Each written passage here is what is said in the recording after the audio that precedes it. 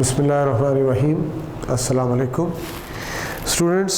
Last जो हमने topic start किया था that was transcription, first step of gene expression. अब इसमें हमने ट्रांसक्रिप्शन के बाद हमने देखना ये है कि जो प्राइमरी ट्रांसक्रिप्ट बनता है मैसेंजर आरएनए का, उसके बाद उसमें कोई क्या मॉडिफिकेशन होती है जिसको हम टेक्निकली क्या कहते हैं, पोस्ट ट्रांसक्रिप्शन मॉडिफिकेशन। यानी ट्रांसक्रिप्शन के बाद उसमें जो एमआरएनए बनता है उसमें क्या चेंजेस आती हैं, इसको आप क्या कहते हो, पोस्ट ट्रांसक्रिप्शन मॉडिफिकेशन का नाम देते हो। तो बच्चों दो तरह के आप जो है ऑर्गेनिज्म स्टडी करते हो, एक होते हैं प्रोकैरियोट्स और दूसरे यूकैरियोट्स। सबसे पहले हम बात करेंगे किसकी, प्रोकैरियोट्स की। इन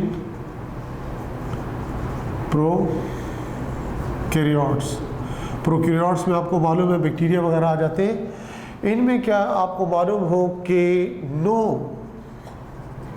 डिले, किस में no delay between transcription and translation. यानी डीएनए से आरएनए बनेगा और आरएनए बनने के फ़ौरन बाद क्या हो जाएगा, सिंथेसिस ऑफ प्रोटीन भी स्टार्ट हो जाएगा। So there is no delay in transcription and translation. Reason क्या होती है इसकी रीज़न आपको मालूम हो कि जो प्रोकैरियोट्स हैं यानी बैक्टीरिया वगैरह, इनमें नो न्यूक्लियस इनमें नहीं होता। तो इसका मतलब ये होता है nuclear material directly suspended where in the cytoplasm. तो लिहाजा इसमें जो आरएनए बनेगा, यानी आरएनए से मुराद क्या है, ये एमआरएनए बनेगा। इसको किसी किस्म के जो एंजाइम्स होते हैं, जैसे फॉर एग्जांपल इसमें न्यूक्लियेसेस एंजाइम्स और इसी तरह से फॉस्फेटेजेस एंजाइम्स, ये आमतौर पर क्या करते हैं कि इस तरह आरएनए को क्या करते हैं, क्लीव कर सकते हैं, उसको ब्रेक कर सकते हैं, उसको डिसरप्ट कर सकते हैं। तो अब चूँकि ये ट्रांसक्रिप्शन के फ़ौरन बाद इसमें चूँकि ट्रांसलेशन स्टार्ट हो जाती है, तो लिहाजा इसको ख़तरा नहीं होता न्यूक्लियेसिस और फॉस्फेटेजेस एंजाइम से। तो लिहाजा इनको देयर इज़ नो नीड, इनको ज़रूरत नहीं होती किस चीज़ की, कैप की, इसी तरह से टेल की, इन दोनों चीज़ों की इसको ज़रूरत नहीं होती। साथ साथ एक चीज़ और आपको पता चले कि इनको मज़ीद जो है ये आरएनए स्प्लाइसिंग की भी ज़रूरत नहीं पड़ती। आरएनए स्प्लाइसिंग क्या है, आरएनए स्प्लाइसिंग को भी हमने आगे चलकर डिस्कस करना है कि जब आप यूकैरियोट्स पढ़ते हो तो यूकैरियोट्स के डीएनए में दो तरह के आपको रीजन्स मिलते हैं, एक कोडिंग और दूसरे नॉन कोडिंग, यानी एक्सॉन और इंट्रॉन। कोडिंग पार्ट क्या होता है, एक्सॉन EXON, और इंट्रॉन क्या होता है, इसका नॉन कोडिंग पार्ट होता है। तो लिहाजा ये आरएनए स्प्लाइसिंग का मतलब क्या होता है कि इसमें नॉन कोडिंग पार्ट को रिमूव करना, क्योंकि मोस्टली हम प्रोकैरियोट्स में क्या देखते हैं कि no need of RNA splicing. Reason क्या होती है, दे हैव नो इंट्रॉन्स, इनमें इंट्रॉन्स होते ही नहीं है। तो लिहाजा इनको पोस्ट ट्रांसक्रिप्शन मॉडिफिकेशन की ज़रूरत नहीं पड़ती। लेकिन जहाँ तक ताल्लुक़ है किसका, यूकैरियोट्स का, यूकैरियोट्स में आपको मालूम हो कि न्यूक्लियस प्रेजेंट है, न्यूक्लियस इसमें प्रेजेंट होता है, और न्यूक्लियस में प्रोसेस किस चीज़ का होगा, ट्रांसक्रिप्शन का। यानी ट्रांसक्रिप्शन से मुराद डीएनए से क्या बनेगा, आरएनए, और फिर ये किस में आ जाएगा, इनटू दी साइटोप्लाज्म में इसमें आना है। तीनों किस्म के आरएनए ने कहाँ आना है, साइटोप्लाज्म में आना है, और फिर यहाँ पे आके इसमें सिंथेसिस ऑफ प्रोटीन यानी ट्रांसलेशन प्रोसेस में पार्टिसिपेट करना है। तो लिहाजा जब ये न्यूक्लियस से निकलकर साइटोप्लाज्म की तरफ आएँ तो फिर इनमें ख़तरा ये होता है कि ये न्यूक्लियस एंजाइम और इस तरह से फॉस्फेटेजेस एंजाइम क्या करेंगे, इसको क्लीव ना कर दें, डिसरप्ट ना कर दें, इसको नुकसान ना पहुंचाएं।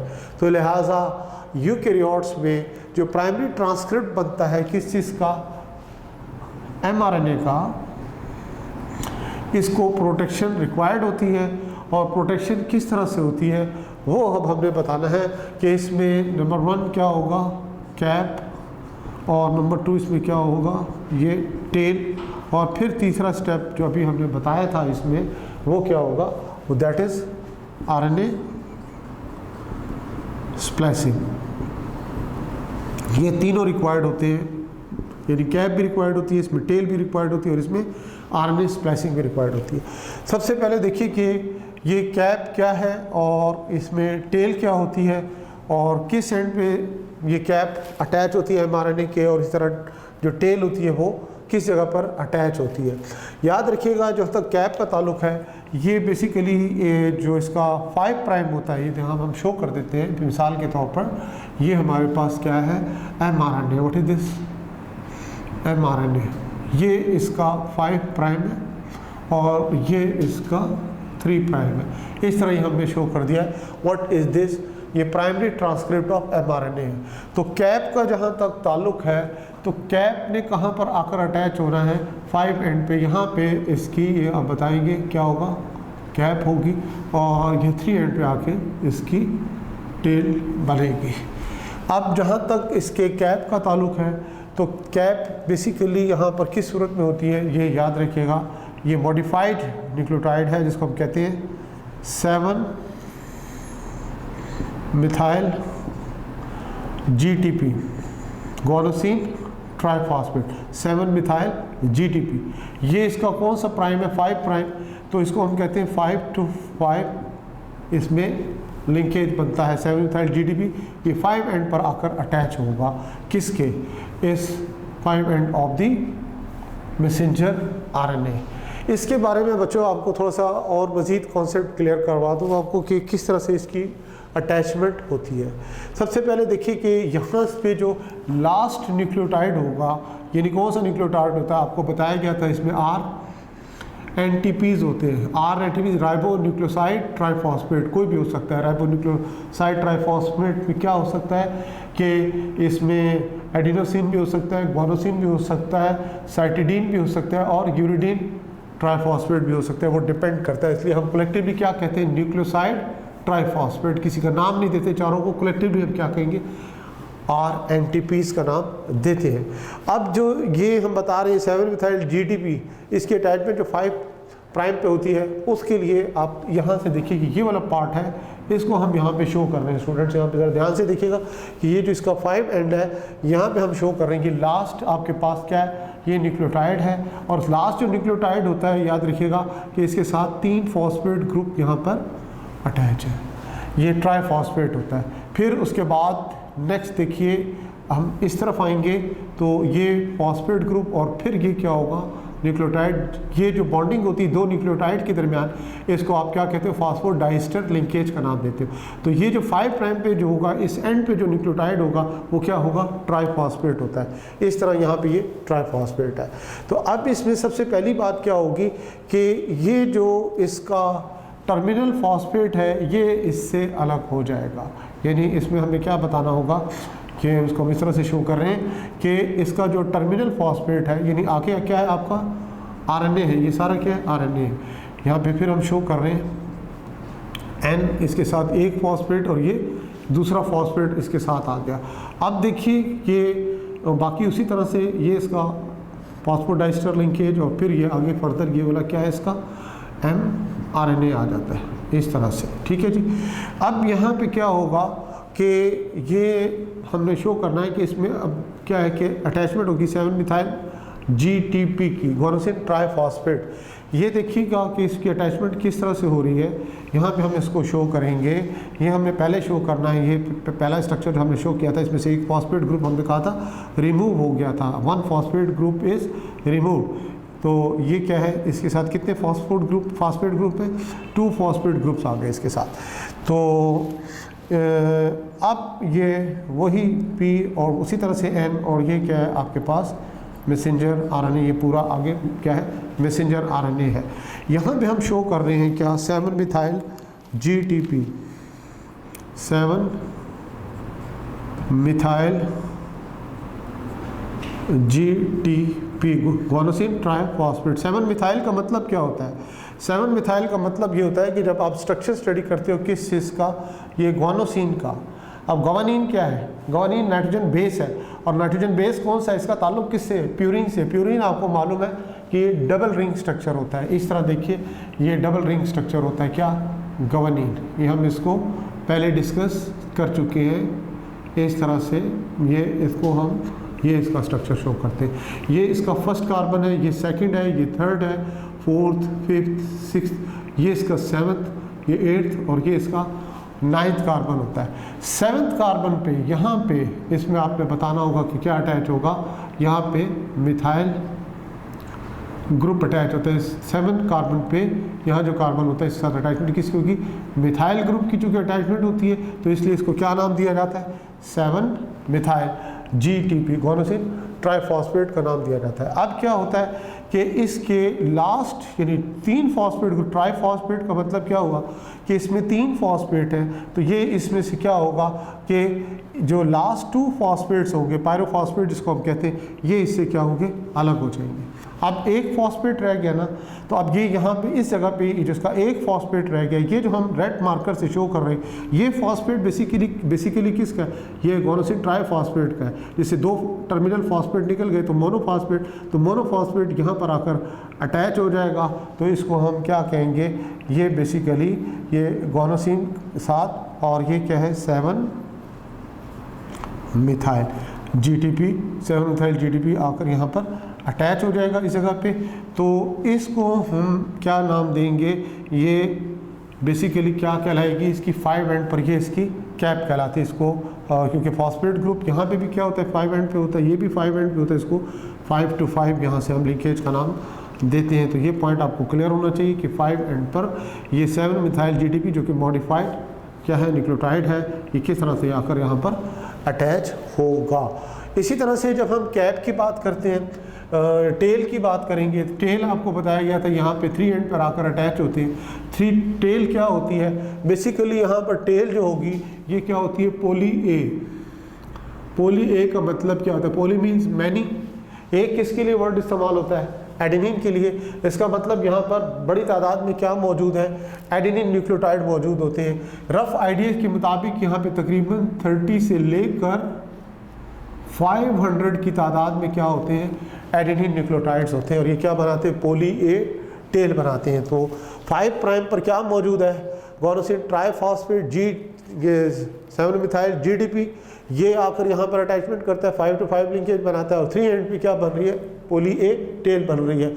इस तरह से कैप और टेल जब इसमें ऐड हो जाती है, now they are well protected, they are save from nucleases and phosphatases enzyme. फिर बच्चों हमने एक चीज़ इसमें और बताई आपको कि यूकैरियोट्स में जब हम इसके DNA को स्टडी करते हैं तो मोस्टली इनमें क्या होता है? अभी हमने वर्ड इस्तेमाल किया था किस चीज़ का? इंट्रॉन्स का। तो इस RNA में जो कि प्राइमरी ट्रांसक्रिप्ट होता है, न्यूक्लियस में ये सारा कुछ हो रहा है जो कुछ आपको बताया जा रहा है। ये भी क्वेश्चन पूछा जा सकता है कैप और टेल ऐड कहाँ पर होते हैं? न्यूक्लियस में होते हैं या साइटोप्लाज्म में होते हैं? तो कीप इन माइंड ये सारा प्रोसेस कहाँ पर होता है? In the nucleus. यही चीज़ हम बता रहे हैं न्यूक्लियस में। तो ये इसमें अब आपको नेक्स्ट बताना है RNA स्प्लाइसिंग। RNA स्प्लाइसिंग का मतलब यहाँ पर क्या होगा कि जो नॉन कोडिंग पार्ट कह सकते हो, एक्सॉन कौन सा कोडिंग, और इंट्रॉन क्या होता है?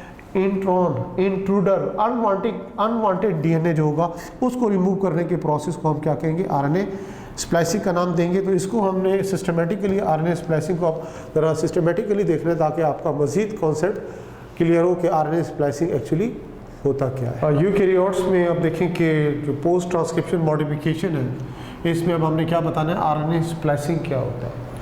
RNA स्प्लाइसिंग, इसके लिए स्पेशल एंजाइम है जिसको नाम दिया जाता है स्प्लाइसियोसोम, जो कि क्या होता है? एक लार्ज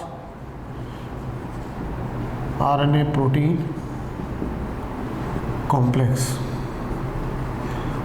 ये जो है स्प्लाइसियोसोम जो कि बेसिकली क्या है? Large protein RNA protein complex है जो इसको फैसिलिटेट करता है RNA स्प्लाइसिंग को। अब इसमें देखिए बच्चों कि यूकैरियोट्स की हम बात कर रहे हैं कि न्यूक्लियस में अब क्या कुछ हो रहा है, ये हम यहाँ पे कुछ यहाँ डायग्रामेटिकली यहाँ पे रिप्रेजेंट करेंगे। सिस्टमेटिकली आप देखें कि कुछ बॉक्सेस हम यहाँ पे शो कर रहे हैं, ये बॉक्सेस आपको नज़र आ रहे होंगे, ये इस तरह हमने ये बॉक्सेस शो किए।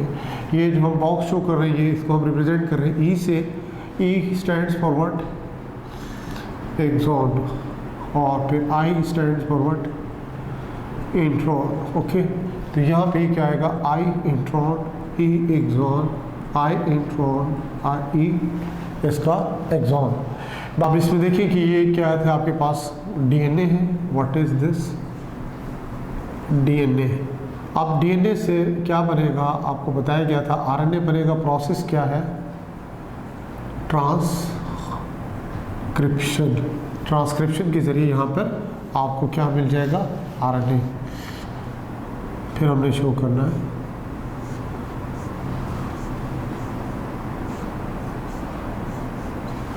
What is this? E exon, exon. ये हमने क्या शो किया? इंट्रॉन्स। ओके, ये आपके पास क्या बन जाएगा? ये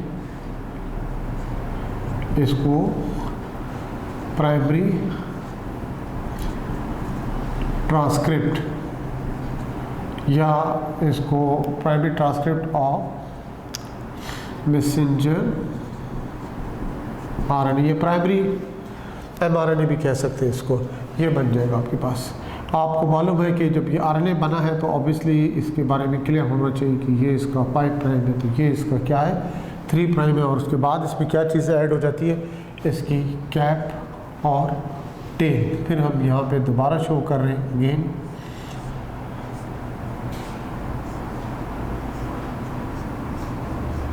ये आपके पास क्या है? इंट्रॉन्स है। ये आपके पास एक्सॉन है। ये इसका 3 प्राइम, ये इसका 5 प्राइम। 5 प्राइम पे आपने क्या शो करनी है? कैप, ठीक है जी। और 3 प्राइम पे आपने क्या शो करेंगे? इसकी टेल। कैप के बारे में आपने बताया था 7 मिथाइल जीटीपी। और यहाँ पे क्या होता है? पोली ए टेल आ जाती है। तो ये आपके पास क्या आ जाएगा? ये primary transcript of messenger RNA में क्या हो रहा है कि इसकी कैप और टेल इसके साथ अटैच होगी। अब यहाँ पे स्प्लाइसिंग प्रोसेस स्टार्ट होगा। स्प्लाइसिंग प्रोसेस में हमने क्या बताना है कि रोल किसका आएगा? स्प्लाइसियोसोम एंजाइम का, जो कि हम यहाँ डायग्रामेटिकली शो कर रहे हैं ताकि आपका कॉन्सेप्ट मज़ीद क्लियर हो जाए। ये आप देख सकते हैं ई फॉरवर्ड एक्सॉन, और ये इसका 5 प्राइम और ये इसका 3 prime. Where what is present? Cap is present. What is present? Tail is present. Same. And what are these are introns. अब ये स्प्लाइसियोसोम एंजाइम यहाँ पे हम शो करेंगे कि ये स्प्लाइसियोसोम एंजाइम यहाँ पे ये और इस तरह से ये this one and this one, ये क्या है? स्प्लाइसियोसोम एंजाइम है। अब इन्होंने करना क्या है कि इंट्रॉन्स को, यानी intron mean intruders, intruder mean unwanted जो पार्ट है, इसको इसने क्या करना है? रिमूव करना है। जब ये इसको रिमूव करेगा तो फिर आपके पास ये क्या रह जाएंगे? ओनली एक्सॉन रह जाएंगे। ये इसका 5 एंड और ये इसका क्या होगा? 5 प्राइम और ये इसका 3 प्राइम। यहाँ पे फिर वही कैप और यहाँ पे क्या होगी? इसकी टेल होगी। तो ये आपके पास क्या आ जाएगा? मेच्योर। इसको हम क्या कहेंगे? This one is what? Mature. और या क्या कहेंगे? Final transcript of messenger RNA, ये बन जाएगा। यहाँ पे कैप भी मौजूद है, टेल भी मौजूद है, और ये से इंट्रॉन्स भी क्या हो गए? इसमें से रिमूव हो गए। और ये जो बाउंड्री है किस चीज़ की है? न्यूक्लियस की है। ये यहाँ से निकलेगा, कहाँ पे जाएगा? Into the cytoplasm. And now it is ready to participate in the next step of the central dogma, that is what? Translation synthesis of protein में जाकर वहाँ पर ये पार्टिसिपेट करेगा। तो ये बच्चों क्या था? पोस्ट ट्रांसक्रिप्शन मॉडिफिकेशन में आरएनए स्प्लाइसिंग कहलाता है। इसमें याद रखना कि यहाँ तक बात ख़त्म नहीं होती, कुछ एडिशनल चीज़ें जो कि आपको यहाँ पे मालूम हो। एक और चीज़ होती है जिसको हम नाम देते हैं alternate RNA splicing. Alternate RNA splicing, alternate RNA splicing. अब अल्टरनेट आरएनए स्प्लाइसिंग क्या होती है? इसके लिए बच्चों हमेशा याद रखना कि ख़ास किस्म की इसमें प्रोटीन्स होती है जिसको हम क्या नाम देते हैं, रेगुलेटरी प्रोटीन्स होती हैं, जो कि जिसके ज़रिए बाकायदा रेगुलेशन होती है, जीन रेगुलेशन हम उसको कहते हैं एक्सप्रेशन के लिए ख़ास तौर पे। ये बेसिकली इससे पता चलता है कि कौन सा पार्ट इसका जो आरएनए का है ये किस वक्त एक्सॉन और या फिर इंट्रॉन के तौर पर काम करेगा, यानी पार्ट है ऑफ आरएनए, कौन सा मैसेंजर आरएनए का कौन सा पार्ट है दैट सर्व एज एक्सॉन और सर्व एज इंट्रॉन। कब ये एक्सॉन के तौर पर काम करेगा, कब इंट्रॉन के तौर पर काम करेगा। इसके लिए सिंपल सी एग्जांपल आप देखिए, इस तरह से हम यहाँ पे शो करते हैं कि ये आपके सामने हमने बॉक्सेस की सूरत में शो कर रहे हैं। ये क्या है आपके पास, व्हाट इज़ दिस, एक्सॉन है। इसी तरह से फिर इसके साथ हम मज़ीद शो कर रहे हैं, ये भी आपके पास क्या है, एक्सॉन है, और ये भी आपके पास एक्सॉन, और बीच में क्या है इसके इंट्रॉन्स होते हैं। What are these are introns. अब क्या है कि इसको हम थोड़ा सा शेड कर देते हैं, ये शेड कर दिया है। अब बेसिकली हम इसमें ये शो करना चाह रहे हैं कि किस तरह से इसमें अल्टरनेट आरएनए स्प्लाइसिंग हो सकती है। अल्टरनेट आरएनए स्प्लाइसिंग में this one and this one considered as exon and this one is not considered exon. तो अब इसमें क्यों जो आपको कॉम्बिनेशन मिलेगी वो क्या मिलेगी, वो ये कॉम्बिनेशन मिलेगी। देखिए इस तरह से ये आपके पास क्या है, कॉम्बिनेशन मिल जाएगी। ये क्या आपके पास एक्सॉन हो जाएगी, फाइनल ट्रांसक्रिप्ट बन जाएगा। फिर इसी तरह से एक और इसमें एग्जांपल कोट करते हैं। इस तरह से देखिए कि हम इसमें इस तरह से शो कर देते हैं, ये आपके पास क्या है, व्हाट इज़ दिस एक्सॉन। इसी तरह से ये आपके पास क्या है, एक्सॉन, ये आपके पास क्या है, एक्सॉन, ये आपके पास क्या है, एक्सॉन। ये हमने इसमें ये 4 डिफरेंट साइड्स पे क्या शो किए, एक्सॉन शो की। अब इसमें अल्टरनेट आरएनए स्प्लाइसिंग का यहाँ पे कॉन्सेप्ट मज़ीद आपको क्लियर होगा।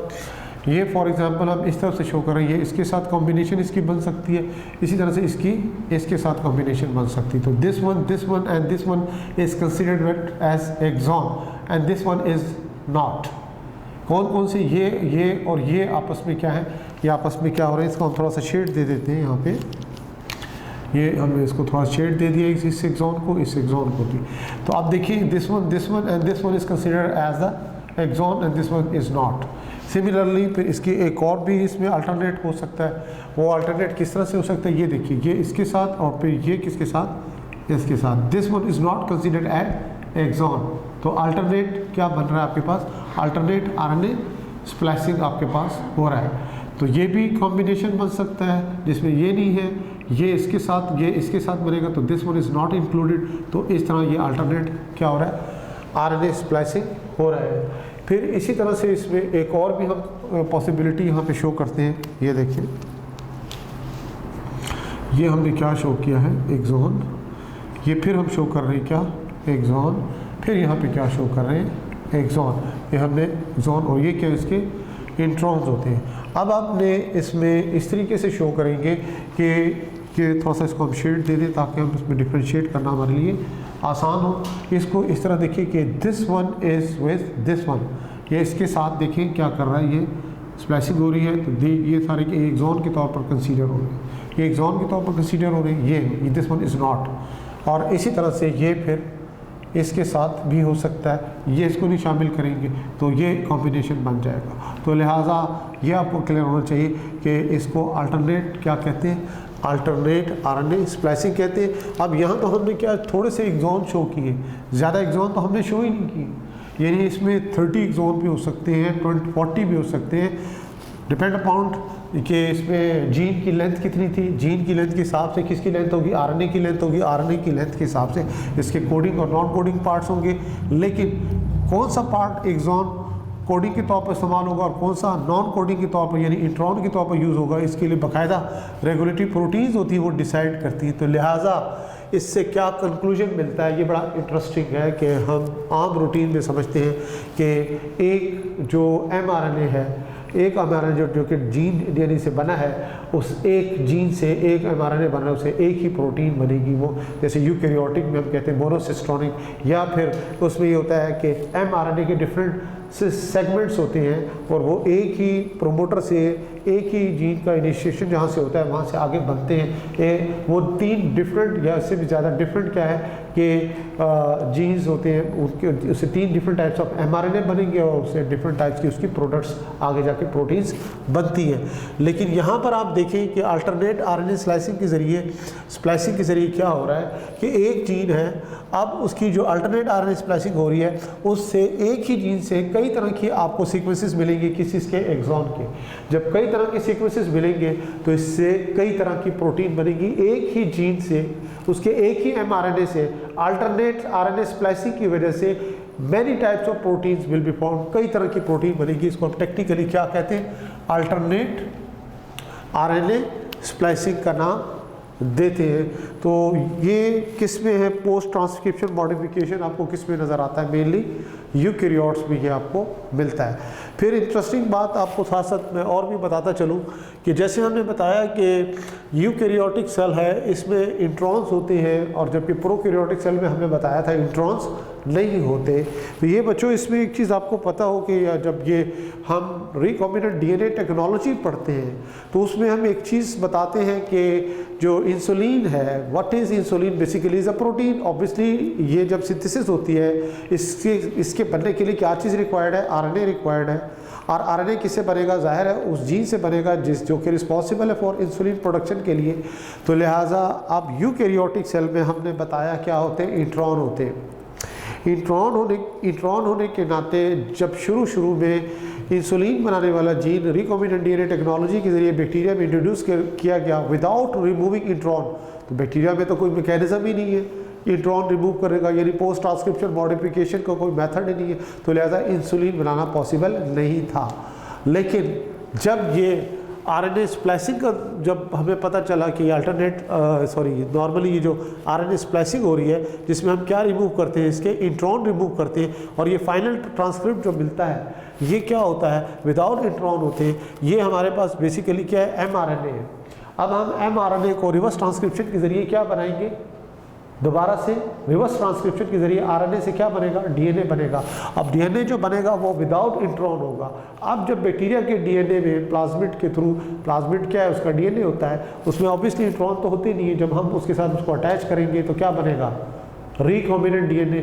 और रिकॉम्बिनेंट DNA बनेगा तो उसके बाद क्या होगा कि जो जीन है इंसुलिन बनाने वाला वो अपने आप को बैक्टीरिया सेल में जाके एक्सप्रेस भी करेगा और इंसुलिन भी बनेगी। तो लिहाजा ये फिर आगे चलकर टेक्नोलॉजी का, यानी जब सारी ये जब डिस्कवरीज हुई और ये सारी इंफॉर्मेशन साइंसदानों को मिल गई तो उससे ये फिर फ़ायदा हुआ कि हम इस टेक्नोलॉजी को यूटिलाइज़ कर सकें रिकॉम्बिनेंट डीएनए टेक्नोलॉजी में भी, और इससे हम फ़ायदा उठा सकें। ये स्टूडेंट्स हमारा नेक्स्ट टॉपिक है जेनेटिक कोड। जेनेटिक कोड क्या होता है इसके बारे में अब आपको ज़रा देखना है कि क्या इंफॉर्मेशन आपको मिलती है। बच्चों जेनेटिक कोड बेसिकली क्या है, ये रिलेशनशिप है between the amino acid sequence and the nucleotide sequence in the DNA. ये बेसिकली रिलेशनशिप है, it's a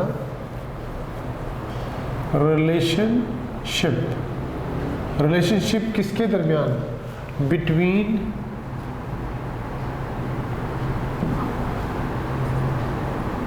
amino acid sequence and, एक तो इसमें अमीनो एसिड सीक्वेंस है और फिर दूसरा इसमें क्या आ जाता है, nucleotide sequence end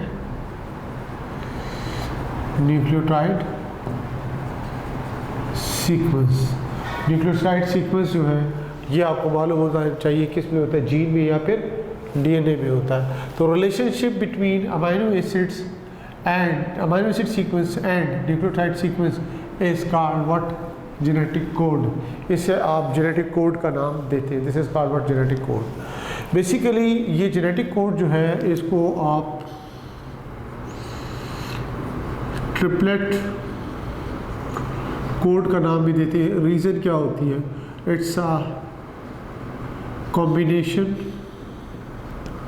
of 3 nucleotides. 3 nucleotides का क्या होता है? ये कॉम्बिनेशन होता है, इसलिए इसको ट्रिपलेट कोड भी कहते हैं, और इसी तरह से इसको आप जेनेटिक कोड का नाम भी देते हैं।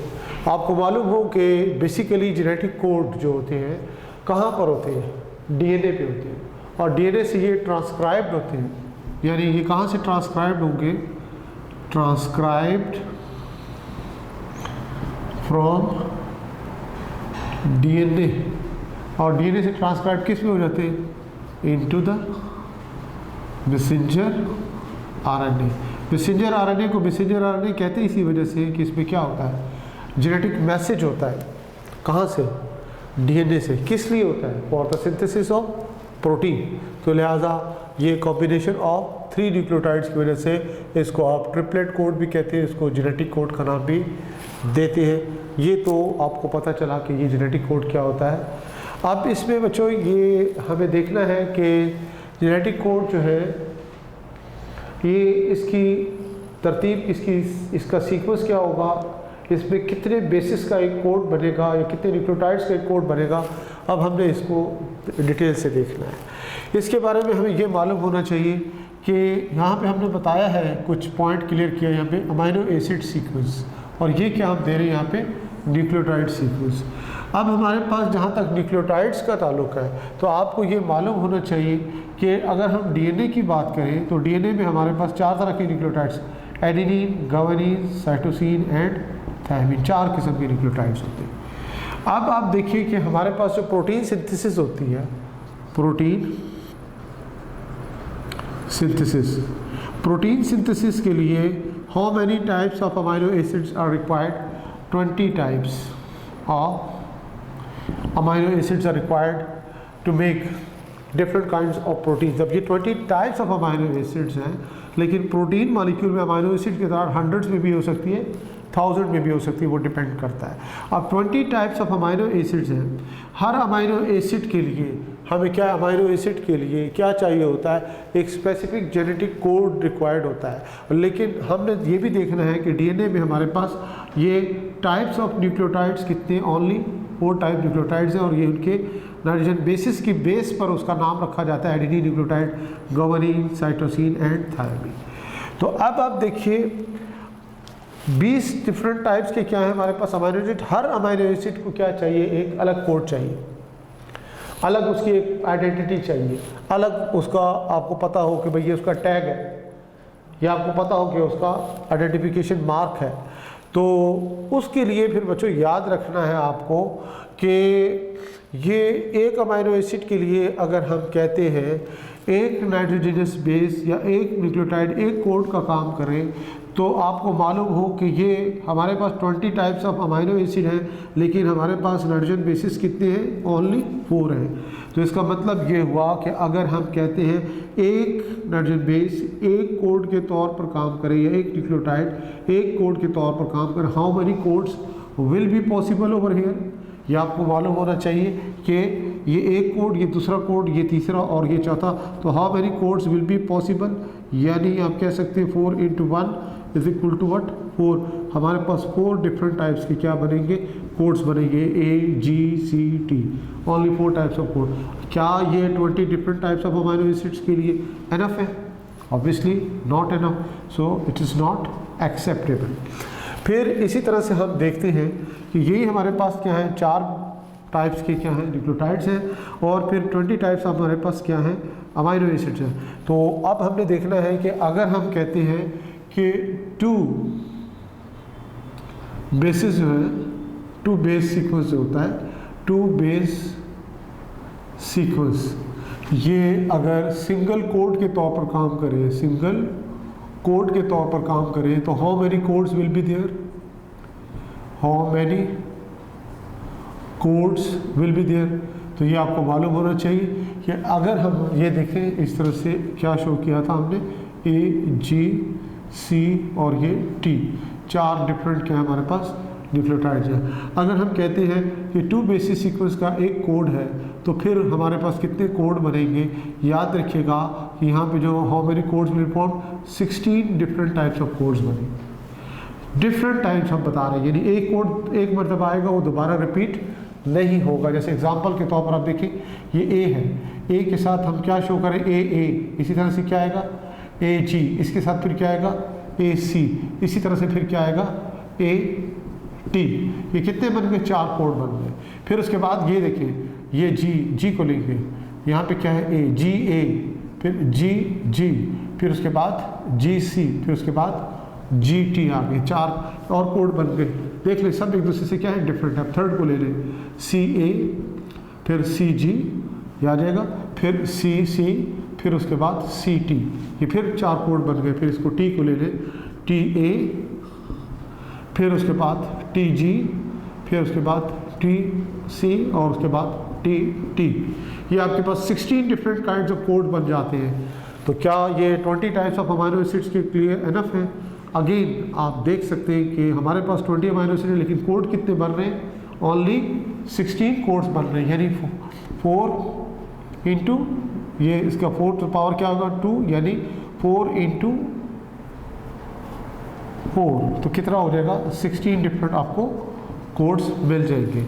इस तरह ये not enough, so it is not acceptable, ये भी आपको एक्सेप्टेबल नहीं है। फिर इसके बाद थर्ड पॉसिबिलिटी जो चेक की गई वो क्या थी कि 3 बेसिस को एक कोड के तौर पर कंसीडर किया जाए।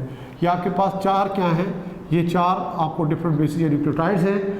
इनमें से आप क्या है सीक्वेंस इस तरह से बनाओगे कि 3 का एक कोड बनेगा। 3 का एक कोड कैसे बनेगा?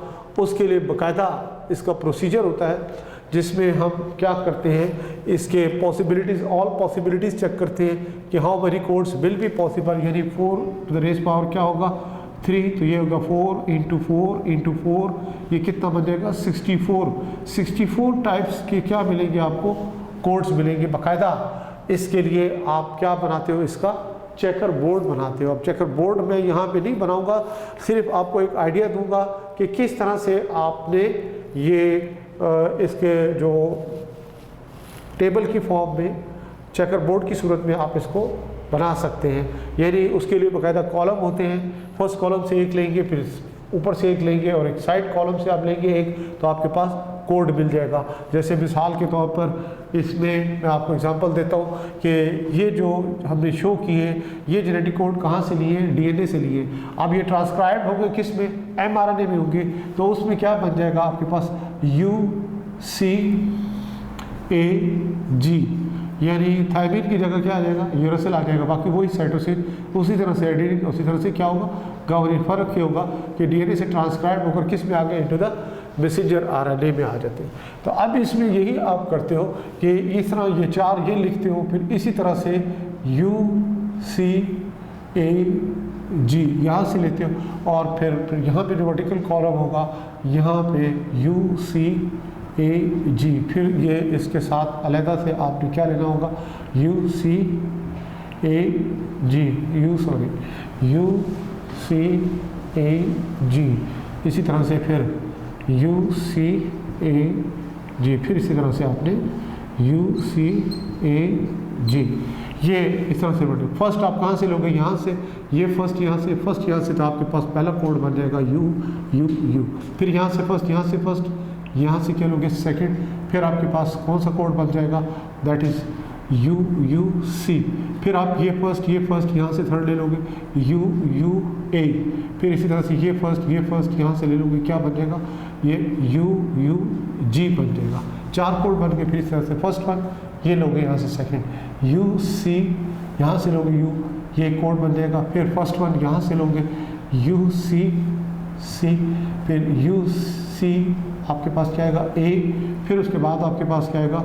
UCG and so on. इसी तरह से ये लोगे, फिर यहाँ 4 कोड यहाँ बनेंगे, ये लोगे, फिर ये लोगे, फिर ये इसके साथ कंबाइन करोगे 4 कोड, तो कितने बन जाएंगे? 16 कोड।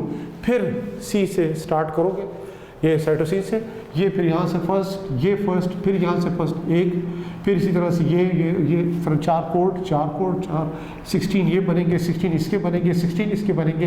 तो how many codes will be there? 64 types of codes will be there. ये 64 टाइप्स के कोड बन जाएंगे। अब ये 64 टाइप्स के जो कोड बन गए हैं, तो आप देख सकते हैं कि यहाँ पे हमारे पास अमाइनो एसिड्स कितने, ओनली 20 हैं। तो 20 टाइप्स ऑफ अमाइनो एसिड्स के लिए these are more than enough, ये हमारे रिक्वायरमेंट से भी ज़्यादा है। तो हमें कैसे पता चलेगा कि ये आया 20 different types of amino acid पे फिट होते भी हैं या नहीं? तो उसके लिए फर्दर आपको ये मालूम हो कि इस पर फिर मज़ीद वर्क हुआ है। वाटसन एंड क्रिक मॉडल के बाद इस पे अच्छा खासा काम हुआ है कि इस पे मुख्तलिफ साइंटिस्ट हैं, उन्होंने अपना रोल प्ले किया है। उन्होंने किस तरीके से ये 64 कोड जो कि थ्योरेटिकली आप देख रहे हैं, मैथमेटिकली कैलकुलेशन के हिसाब से बनाए, आया इन रियलिटी ये वाकई अमाइनो एसिड्स के लिए कोड बनते भी हैं या नहीं? तो नेचर का एक मार्वल, आप करिश्मा समझ लीजिए कि कुदरत का करिश्मा कि इंसान ने इस तरह मैथमेटिकली इसको कैलकुलेट किया और फिर ये जब इसको अप्लाई किया इन रियलिटी अमाइनो एसिड्स के कोड पर, तो पता चला कि इन्हीं में से क्या है, आपको अमाइनो एसिड्स के कोड भी मिल गए। तो सामने ये देखना है कि कौन से साइंटिस्ट थे जिन्होंने इन पे काम किया और ये प्रूव किया कि ये जो जेनेटिक कोड सही है और कौन से जेनेटिक कोड किन अमाइनो एसिड के लिए मेनली रिस्पॉन्सिबल है। इन साइंटिस्ट में पहले आ जाता है मार्शल निरनबर्ग, ये आ जाते हैं। फिर फिलिप लीडर, इसी तरह से तीसरे आ जाते हैं Hargobind Khorana. These are the 3 scientists, they won Nobel Prize on their work also, keep in your mind. And इन्होंने फिर क्या किया था कि जितने भी जेनेटिक कोड आपको मिलते हैं, इसके ज़रिए इन्होंने फिर क्या किया, आर्टिफिशियल क्या बनाया इन्होंने, mRNA। और आर्टिफिशियल mRNA से ज़ाहिर है क्या बनानी थी इन्होंने, प्रोटीन बनानी थी। प्रोटीन भी बनाई, अमीनो एसिड tRNA कॉम्प्लेक्स, वो आप अगला टॉपिक जो आपका आएगा ट्रांसलेशन, उसमें फिर हम डिस्कस करेंगे। यहाँ पे सिंपल आप समझ लीजिए कि आर्टिफिशियल mRNA बनाया और उससे भी क्या बनाई थी, प्रोटीन्स बनाई थी। तो लिहाजा जितने भी जेनेटिक कोड थे इनको उन्होंने बाकायदा आर्टिफिशियल mRNA बनाकर उनको बाकायदा चेक किया कि किस अमीनो एसिड के लिए कौन सा कोड रिस्पॉन्सिबल है। जैसे मैं आपको छोटी सी एग्जांपल देता हूँ, यहाँ पे आर्टिफिशियल mRNA आपके सामने बनाया गया है। ये इसमें आप देख सकते हैं, हम ये एक शो कर रहे हैं सारे के, हम एक तरह से देख सकते हैं सामने हमने कौन से न्यूक्लियोटाइड शो किए, आप देख सकते हैं यूरासिल न्यूक्लियोटाइड। अब यूरासिल न्यूक्लियोटाइड में आपको पहला कोड बताया था कि UUU, ये UUU जो आप टेबल को जाके चेक करेंगे तो टेबल में आप देखेंगे कि UUU is for phenyl alanine. क्या है ये, एक अमीनो एसिड है, ये इसका कोड है UUU।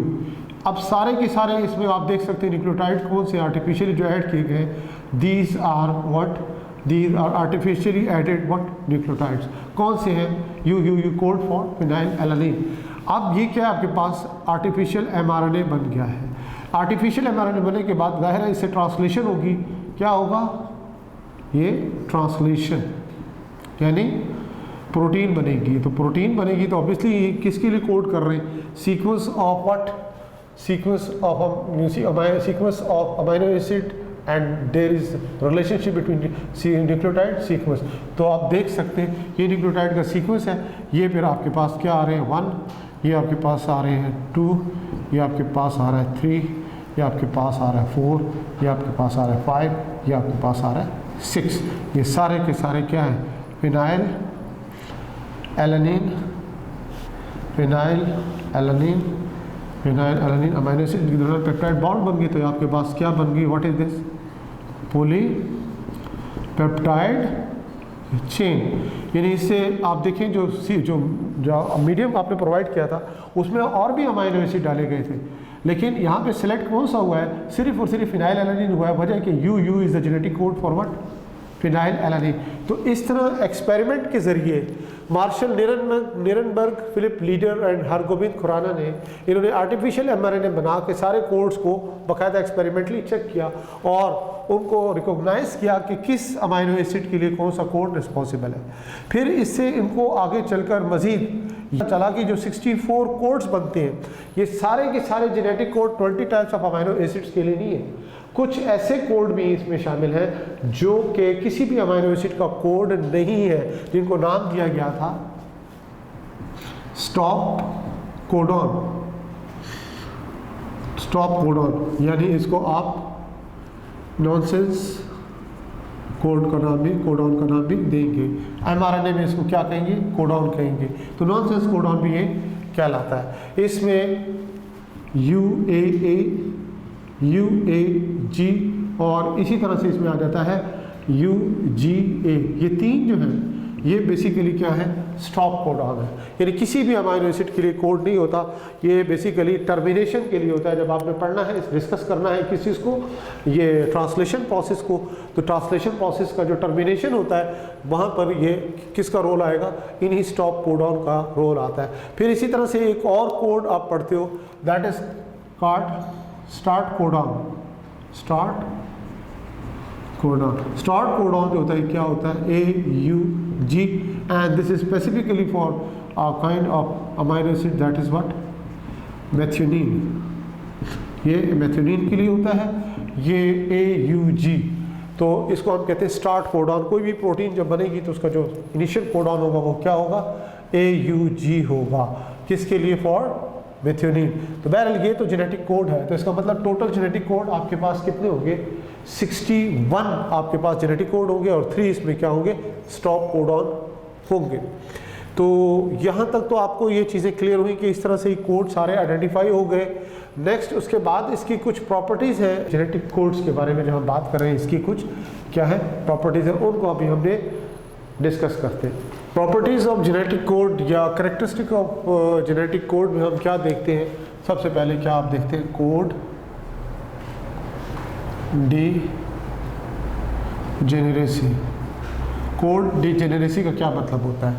कोड डीजेनेरेसी का बच्चों ये मतलब होता है कि जैसे भी हमने बताया था कि 64 कोड बन जाते हैं। 64 में से 3 क्या बताएं आपको?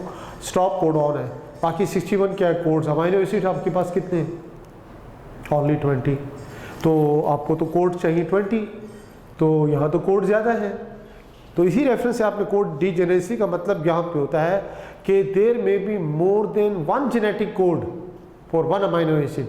एक अमाइनो एसिड के एक से ज़्यादा जेनेटिक कोड भी हो सकते हैं। यानी इसमें 4 भी हो सकते हैं, 2 भी हो सकते हैं, 6 भी क्या हो सकते हैं? जेनेटिक कोड हो सकते हैं। जैसे एग्जाम्पल के तौर पर यहाँ पे हम एग्जाम्पल देते हैं किसकी? टायरोसिन की। टायरोसिन, अब ये क्या है? अमाइनो एसिड है। इसका जेनेटिक कोड क्या है? UAC and UAU। UAC और UAU इसकी क्या है? जेनेटिक कोड है। यानी कितने जेनेटिक कोड है? 2। इसी तरह से आप एग्जाम्पल दे सकते हो सेरीन की। सेरीन क्या है? एक अमाइनो एसिड है। अब इसके जेनेटिक कोड कितने हैं? 6 इसके जेनेटिक कोड है। जैसे UCU, इसी तरह से UCC और इसी तरह से UCA और फिर इसी तरह से UCG और फिर इसके बाद इसमें AGU और फिर इसी तरह से AGC। तो ये क्या है? इसके 6 कोड्स हैं। इसीलिए हमने क्या कहा कि कोड डीजेनेरेसी का मतलब ये होता है कि there may be more than 1 genetic code for 1 amino acid. This is called what? Code degeneracy. इसी तरह फिर बच्चों एक और अहम चीज़ आपको मालूम हो कि व्हाट इज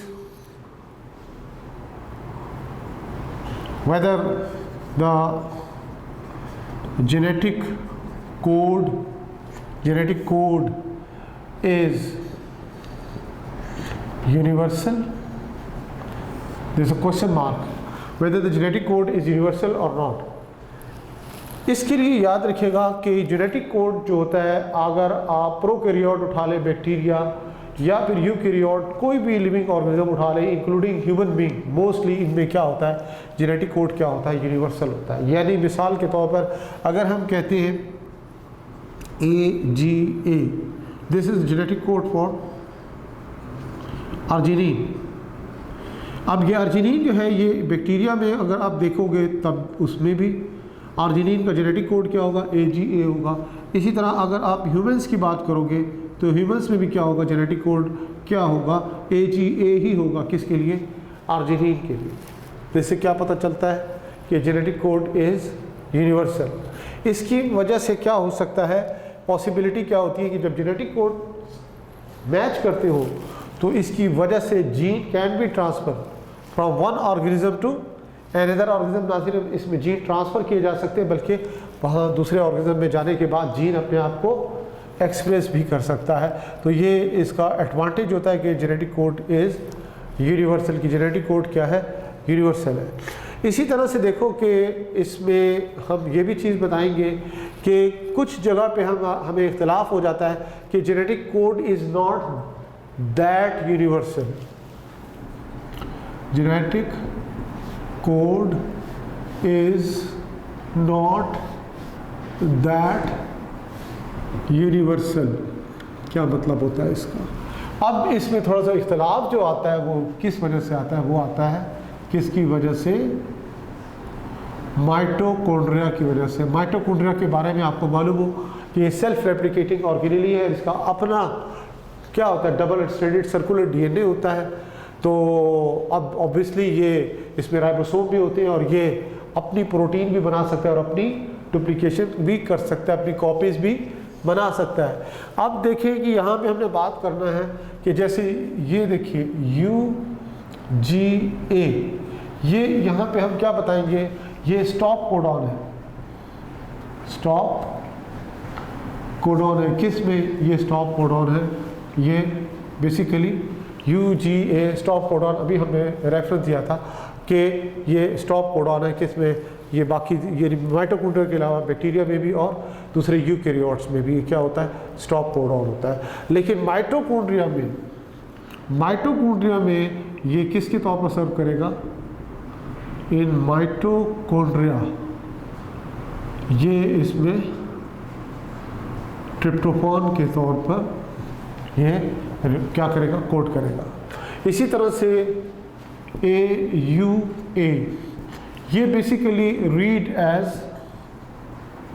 ये किस तरह से रीड होगा, AUA एज मैथ्योनिन के तौर पर रीड होगा इंस्टेड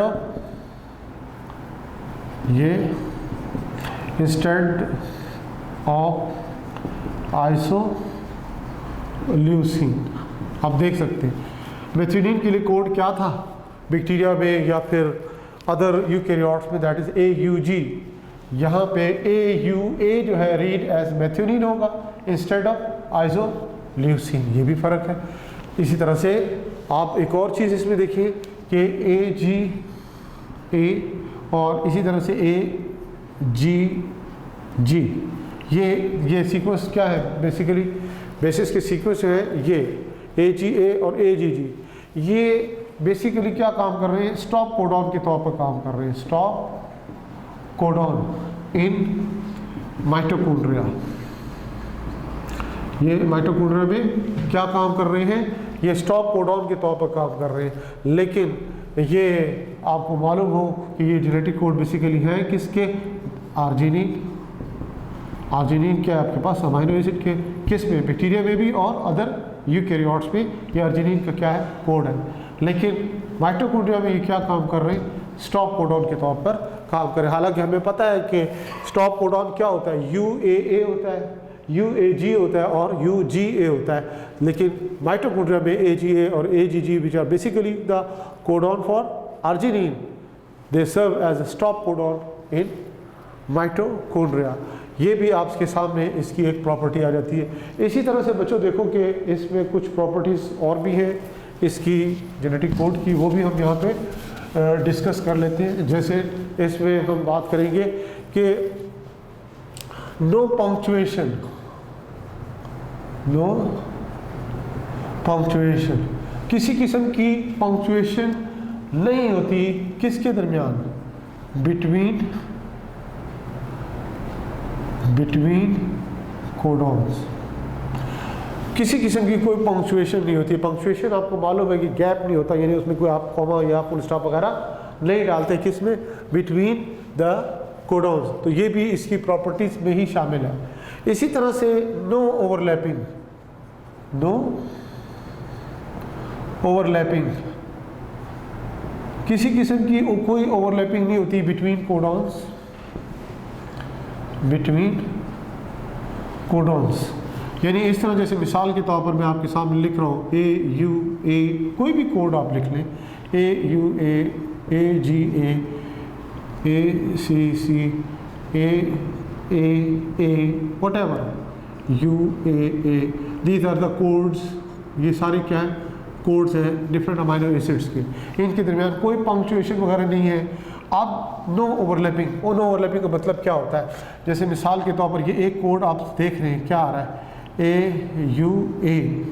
अब अगला कोड जो है ये नहीं होगा कि आप क्या करें कि इसके बाद आप करें कि UAA कर दें, UAA, फिर इसी तरह से आप आगे चलें तो फिर इस तरह से आ जाएं, क्या बनाएंगे आप इसके अलावा, ये और ओवरलैपिंग करें जनाब, AAG कर दें, फिर इसी तरह से आप आगे चलें तो AGA कर दें। इस तरह नहीं होता, ये ओवरलैपिंग नहीं होती। एक कोड है, उसके बाद ये दूसरा कोड होगा, तीसरा कोड होगा, तीसरा, चौथा एंड सो ऑन, ये कोड होंगे, इनमें कोई इस तरह से ओवरलैपिंग नहीं होगी। ये भी एक अहम फीचर है, कैरेक्टरिस्टिक है किसका, जेनेटिक कोड का, कि इनमें किसी किस्म की ओवरलैपिंग नहीं होती। तो ये भी आपको पॉइंट क्लियर होना चाहिए। ये तो यहाँ पे हमने बताया कि जेनेटिक कोड क्या है, इज़ नॉट दैट यूनिवर्सल, यानी नॉट दैट यूनिवर्सल का मतलब क्या होगा, नॉट क्वाइट यूनिवर्सल। तो बच्चों यहाँ तक अब आपने क्या देखा कि जेनेटिक कोड क्या होता है। इसमें एक और भी आपको जाते जाते साथ साथ ये इस लेक्चर के एंड में आपको बताता चलूँ कि सम टाइम कुछ कन्फ्यूजन होती है स्टूडेंट्स को। जैसे मिसाल के तौर पर हमने स्टॉप कोडॉन की बात की थी। स्टॉप कोडॉन क्या है, UAA, UAG, और इस तरह से ये तीसरा आपको मालूम है कौन सा, UGA। ये क्या है आपके पास, स्टॉप कोडॉन है। These are the what, stop codon. इस तरह से AUG क्या था, that is what, start codon. ये स्टॉप कोडॉन, ये स्टार्ट कोडॉन है। अब क्वेश्चन आपके पास आता है, which one of them is start codon, इनमें से कौन सा क्या है, स्टॉप कोडॉन है। आपसे पूछा जाता है मिसाल के तौर पर AAG आ गया, AAC आ गया, इसी तरह से इस तरह से आपके सामने आ जाता है, CCG आ जाता है, इसी तरह से आपके पास आ जाता है ये TAC आ जाता है। इनमें से आपसे पूछा जाता है कि इसमें स्टार्ट कोड कौन सा है, तो आप कहोगे तो इसमें तो AUG तो हमें नज़र ही नहीं आ रहा। ऐसा ही है ना बच्चों, देखो इसमें AUG नज़र आ रहा है, नहीं आ रहा। लेकिन AUG किस में है, मैसेंजर RNA में, कोडॉन की फॉर्म में। कोड इसका किस पे था, DNA पे था। ये आपके पास किस में है, मैसेंजर RNA में है। लेकिन इसका कॉम्प्लीमेंट्री किससे बना है, ऑब्वियसली DNA से बना है ना। तो DNA में इसका कॉम्प्लीमेंट्री क्या होगा, A के सामने क्या आएगा, T, U के सामने क्या आएगा, A, इसी तरह G के सामने क्या आएगा, C। तो आप देख सकते हैं ये फिर इसका क्या होगा, स्टार्ट कोडॉन, यानी कि DNA के हवाले से कौन सा कोड होगा, ये वाला कोड होगा। ये भी आपको क्लियर होगा कि सम टाइम इसके। इसी तरह से जो स्टॉप कोडॉन आपको बताए गए, तो स्टॉप कोडॉन में जैसे ये क्या है, ये एंटी-नॉनसेंस कोडॉन, जिसको स्टॉप कोडॉन कहते हैं। अब इसका कॉम्प्लीमेंट्री भी आ सकता है। अब इसका कॉम्प्लीमेंट्री क्या होगा, DNA, U की जगह क्या आएगा, A, इसी तरह G की जगह क्या आएगा, C, A की जगह क्या आएगा, T। ये बेसिकली किस में होगा, इन DNA होगा। तो DNA में ये बेसिकली क्या होगा, स्टॉप कोडॉन होगा। इसका कॉम्प्लीमेंट्री किस में होता है, दैट इज़ इन mRNA में ही क्या होगा, ये इसका कॉम्प्लीमेंट्री, ये स्टॉप कोडॉन होगा। तो इस तरह से भी इनडायरेक्ट क्वेश्चंस के बारे में भी आपको पता हो। बेसिकली जेनेटिक कोड होते हैं किस में, DNA में। ट्रांसक्राइब्ड किस में होते हैं, mRNA में। mRNA में ज़ाहिर है उसका कॉम्प्लीमेंट्री होगा। तो लिहाजा इस बारे में भी आपको कंफ्यूज नहीं होना चाहिए, ये चीज़ें आपको क्लियर होनी चाहिए कि सम टाइम इनडायरेक्ट क्वेश्चन आए। फिर इस तरह एक और चीज़ स्टूडेंट से क्वेश्चन में पूछी जाती है स्टूडेंट से, वो ये पूछी जाती है कि सर जो टेबल है, टेबल पूरा का पूरा याद करना है। बेटा आमतौर पे तो जो एंटी टेस्ट के क्वेश्चंस आते हैं ना, इसमें ज़रूरी नहीं होता कि पूरा टेबल ही आप लें, लेकिन टेक्स्ट में जहाँ जहाँ रेफरेंसेस मिलते हैं, जैसे स्टॉप कोडन है वो आपको याद होने चाहिए, स्टार्ट कोडन आपको याद होने चाहिए। इसी तरह से जो यूनिवर्सलिटी ऑफ द कोड के बारे में बताया, यूनिवर्सलिटी ऑफ द कोड के बारे में आपको बताया कि बैक्टीरिया हो या कोई भी ह्यूमन बीइंग हो, कोई भी लिविंग ऑर्गेनिज्म हो, इनमें ये जो जेनेटिक कोड होते हैं सेम होते हैं, जो टेक्स्ट में दिया हुआ है उसको ख़ास तौर पर आपने याद करना है। इसी तरह से genetic code is not that universal, mitochondria के हवाले से जो एग्जांपल दी गई वो भी आपने एमसीक्यूज पॉइंट ऑफ व्यू से अलग से उसको मेमोराइज करना है। तो लिहाजा इस तरह से ये आपको पता हो कि जेनेटिक कोड क्या होता है। तो यहाँ तक ये आज का हमारा टॉपिक था। तो नेक्स्ट इंशाल्लाह जो इसका आखिरी पोर्शन है, लास्ट पोर्शन है, वो ट्रांसलेशन, उसको फिर हम डिटेल से देखेंगे। तो इंशाल्लाह मुलाकात होगी आपसे नेक्स्ट लेक्चर। अल्लाह हाफिज़।